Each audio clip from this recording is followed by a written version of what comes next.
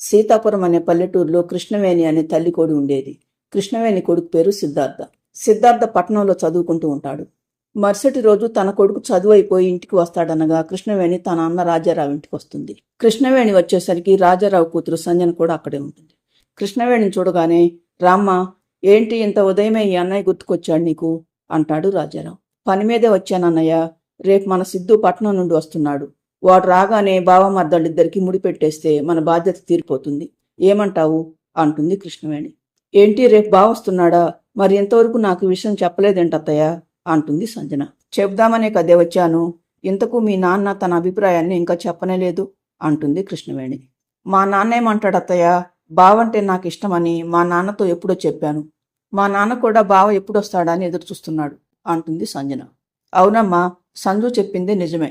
ఇంతకు మనం మాట్లాడుకోవటమేనా? సిద్ధు కూడా సంజుతో పెళ్లికి సిద్ధంగా ఉన్నాడా అంటాడు రాజారావు. వాడు నా కొడుకు అన్నయ్య, నా మాట ఎప్పటికీ జవదాటడు అంటుంది కృష్ణవేణి గర్వంగా. కానీ కృష్ణవేణి అంచనాలను తలకిందులు చేస్తూ మరుసటి రోజు సిద్ధు దీపిక అనే కోడిపెట్టను తీసుకుని తమ ఇంటికి వస్తాడు. దీపికను చూసిన కృష్ణవేణి, ఈ అమ్మాయి ఎవర్రా అంటుంది అనుమానంగా. ఈ అమ్మాయి పేరు దీపికమ్మ, నాతో పాటు చదువుకున్నది. కొన్ని అనుకోని పరిస్థితుల్లో నేను దీపు నిన్ననే గుళ్ళో పెళ్లి చేసుకున్నామమ్మా అని సిద్ధు చెప్పడంతో కృష్ణవేణికి కళ్ళు గిర్రు తిరిగినట్లుగా అనిపిస్తుంది. ఏం వాగుతున్నావురా? నాకు తెలియకుండా దీన్ని పెళ్లి చేసుకున్నావా? నేను చచ్చాననుకున్నావా? ఎవరితోనో పెళ్లి చేసుకుని ఏకంగా ఇంటికి తీసుకొచ్చావు అంటుంది కృష్ణవేణి. చెప్పాను కదమ్మా, తప్పని పరిస్థితుల్లో దీపుని పెళ్లి చేసుకున్నానని. తనకు తల్లిదండ్రులు లేరమ్మా, బంధువులింట్లో ఉండి చదువుకున్నది. అలాంటిది పెళ్లి చేసుకోకుండా తనను తీసుకువస్తే అందరూ మేము లేచిపోయామని అనుకుంటారు. అందుకే పెళ్లి చేసుకుని మన ఇంటికి తీసుకొచ్చాను. నీకు చెప్పకుండా ఇలా చేయటం తప్పే, కానీ తప్పలేదమ్మా అంటాడు సిద్ధు. అంత తేలిగ్గా ఎలా మాట్లాడుతున్నావురా?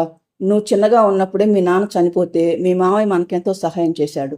తన కూతుర్ని నీకిచ్చి పెళ్లి చేసి తన కళ్ళ ముందే ఉంచుకుందామని అనుకుంటున్నాడు. సంజు కూడా నువ్వెప్పుడొస్తావా, తనకు నీకు పెళ్ళెప్పుడు జరుగుతుందా అని 1000 కళ్ళతో ఎదురు చూస్తుంది. కానీ నువ్వేమో ఎందుకు పనికిరాని ఒక అనాథను తీసుకొచ్చి నా కోడలు అంటున్నావు. ఇప్పుడు మా అన్నయ్యకు నేనేమని సమాధానం చెప్పాలి అంటుంది కృష్ణవేణి కోపంతో రగిలిపోతూ. నాకు సంజుకు పెళ్లి చేద్దామని మీరు అనుకున్నారేమో, కానీ సంజు మీద నాకు అలాంటి ఉద్దేశం ఎప్పుడు లేదమ్మా. మామయ్యకు నువ్వేమీ సమాధానం చెప్పవలసిన పని లేదు. నేనే వెళ్ళి మామయ్యతో మాట్లాడతాను అంటాడు సిద్ధు. కానీ చాలాసేపటి నుండి దూరంగా నిలబడి అంతా వింటున్న సంజన సిద్ధు వాళ్ళ దగ్గరికి వచ్చి, మా నాన్నకు నువ్వేమీ చెప్పవలసిన పని లేదు బావా, నేనంతా విన్నాను. నీ మనసులో ఏముందో తెలుసుకోకుండా నీ మీద ఆశలు పెట్టుకోవటం నేను మా నాన్న చేసిన పెద్ద తప్పు.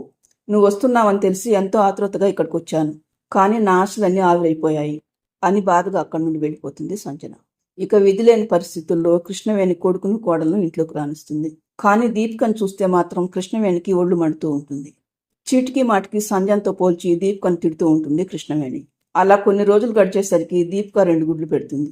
దాంతో దీపిక సిద్ధులు చాలా సంతోషపడుతూ ఉంటారు. కానీ కృష్ణవేణికి మాత్రం దీపిక మీద కోపం పోదు. దాంతో తను నానమ్మ కాబోతున్నాననే ఆనందం కృష్ణవేణిలో ఏమాత్రం ఉండదు. ఇలా ఉండగా ఒకరోజు సిద్ధు తన తల్లితో మాట్లాడుతూ, అమ్మ, నేను నా స్నేహితుడు గోపి రామాపురానికి వెళ్తున్నాము. అక్కడ చాలా పండ్ల తోటలున్నాయి కదా, అక్కడ ఒక జ్యూస్ ఫ్యాక్టరీ పెడదామని గోపి ఆలోచిస్తున్నాడమ్మా. అందుకే స్థలం చూసి వద్దామని నన్ను కూడా తనతో పాటు రమ్మంటున్నాడు. ఆ ఫ్యాక్టరీ పెడితే దాంట్లోనే నాకు ఒక మంచి జాబ్ ఇస్తానని గోపి అంటాడు సిద్ధు.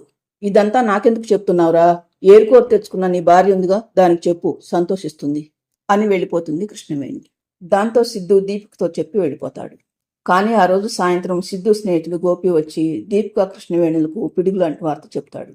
అది విన్న కృష్ణవేణికి గుండె జారిపోయినట్లుగా అనిపిస్తుంది.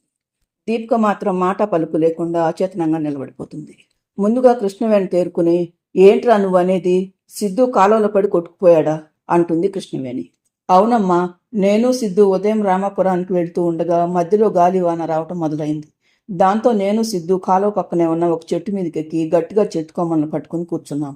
కానీ దురదృష్టవశాత్తు సిద్ధు పట్టుకుని కూర్చున్న చెట్టు కొమ్మ గాలి తాకిటికి విరిగిపోయి పక్కనే పారుతున్న కాలువలో పడిపోయింది. దాంతో సిద్ధు కూడా కాలువలో పడి కొట్టుకుపోయాడు. సిద్ధుకు ఇలా జరగటానికి ఒక రకంగా నేను కూడా కారణమే అమ్మా.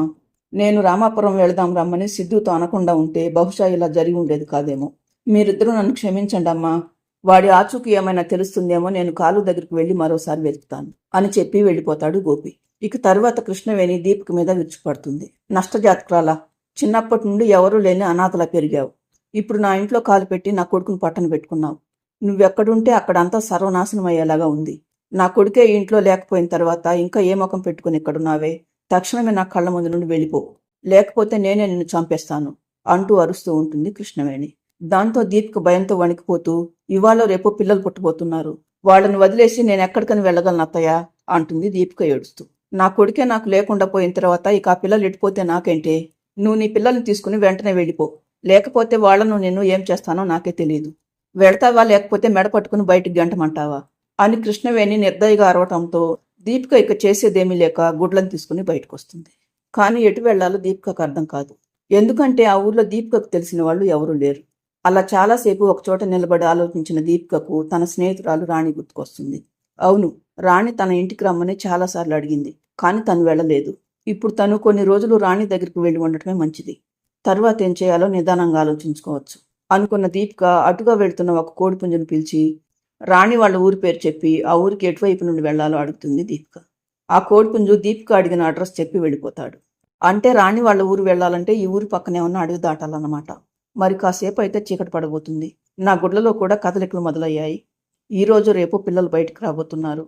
ఇక ఆలస్యం చేయకుండా వీలైనంత తొందరగా రాణి దగ్గరకు వెళ్ళిపోవాలి అనుకున్న దీపిక వేగంగా అడవి వైపు పరుగులు తీస్తుంది. కానీ దీపిక అడవిలో కొంత దూరం నడిచేసరికి చీకటి పడిపోతుంది. ఇక ఎటు వెళ్లాలన్న దీపికకు దారి కనిపించదు. చివరకు ఎలాగోలా ఒక చెట్టు కిందకు వచ్చి నిలబడుతుంది దీపిక. ఇక ఈ చీకట్లో ప్రయాణించడానికి అస్సలు వీలుపడదు. ఈ రాత్రికి ఈ చెట్టు కిందనే ఉండి తెల్లవారగానే రాణి దగ్గరికి వెళ్ళిపోవాలి అని గుడ్లను క్రింద పెట్టి తను కూడా విశ్రాంతిగా కూర్చుందామని అనుకుంటూ ఉండగా దీపిక ఉన్న చెట్టుకు దగ్గరలో నక్కల అరుపులు వినపడతాయి. నక్కలు తిరుగుతున్న అలికిడి కూడా వినపడటంతో అమ్మో, ఇక్కడికి దగ్గరలోనే నక్కలు సంచరిస్తూ ఉన్నట్లున్నాయి. అవి నన్ను గనుక చూశాయంటే నన్ను చంపటమే కాకుండా నా గుడ్లను కూడా తినేస్తాయి. దేవుడా, నేను ఇప్పుడేం చేయాలి? గుడ్లను తీసుకుని చెట్టు ఎక్కుదామంటే పొరపాటున గుడ్లు క్రింద పడ్డాయంటే పగిలిపోతాయి. పోనీ ఇక్కడే ఉందామంటే ఆ నక్కలు నన్ను చూశాయంటే నేను నా పిల్లలు కూడా బ్రతకం అనుకున్న దీపిక ఏం జరిగితే అదే జరుగుతుందనుకుని గుడ్లను తను ఉన్న చోటే గడ్డిలో దాచి తను మాత్రం చెట్టెక్కుతుంది. కాసేపటికి ఒక నక్క రానే వస్తుంది. కానీ అక్కడ దానికి ఏమీ కనిపించకపోవడంతో వెళ్ళిపోతుంది. కానీ మిగతా నక్కల అరుపులు కూడా అప్పుడప్పుడు వినపడుతూ ఉంటాయి. దాంతో దీపిక రాత్రంతా చెట్టు మీదనే ఉండి చెట్టు కింద ఉన్న తన గుడ్లను కనిపెడుతూ ఉంటుంది. అలా కొన్ని గంటల తర్వాత తెల్లవారుతుంది. రాత్రంతా మెలకుగా ఉండటంతో తెల్లవారుజామున దీపికకు నిద్ర పడుతుంది. దాంతో తెల్లవారినా కానీ మెలకు రాదు.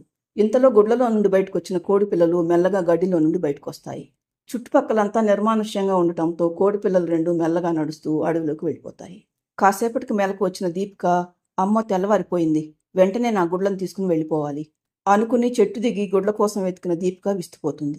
అయ్యో, ఇదేంటి గుడ్లు పగిలిపోయి ఉన్నాయి, అంటే నా పిల్లలు బయటకు వచ్చారా, మరిక్కడ లేరేంటి అని కంగారుగా అక్కడ చుట్టుపక్కలంతా వెతకటం మొదలు పెడుతుంది దీపిక. మరోవైపు తెల్లవారిని కాసేపటికి సిద్ధార్థ ఇంటికి వస్తాడు. తన కొడుకును చూసిన ఆనందంలో కృష్ణవేణికి నోట మాట్లాడదు. సిద్ధు, నువ్వా? నువ్వు క్షేమంగా ఉన్నావా? మరి నిన్న గోపి ఏంట్రా ఏదేదో చెప్పాడు అంటుంది కృష్ణవేణి. అదంతా తర్వాత చెప్తాను గానీ ముందు దీపికను పిలువమ్మా, నిన్నంతా నేను రాకపోయేసరికి ఎంత కంగారు పడిందో ఏంటో అని సిద్ధార్థ అనటంతో ఏం చెప్పాలో తెలియని కృష్ణవేణి నివ్వెరపోతుంది.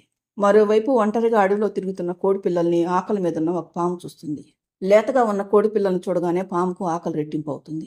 ఆహా, ఈరోజు నాకు మంచి విందు దొరికింది, ఈ కోడి పిల్లలతో ఈరోజు మజా చేసుకోవాల్సిందే అని కోడి పిల్లల వెంట పడుతుంది పాము.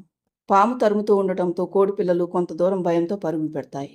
కానీ పాపం ఆ రోజు పుట్టిన చిన్ని కోడి పిల్లలు ఎక్కువ దూరం పరిగెత్తలేక అలసిపోయి ఒకచోట ఆగిపోతాయి. దాంతో పాము కళ్ళు మెరుస్తాయి.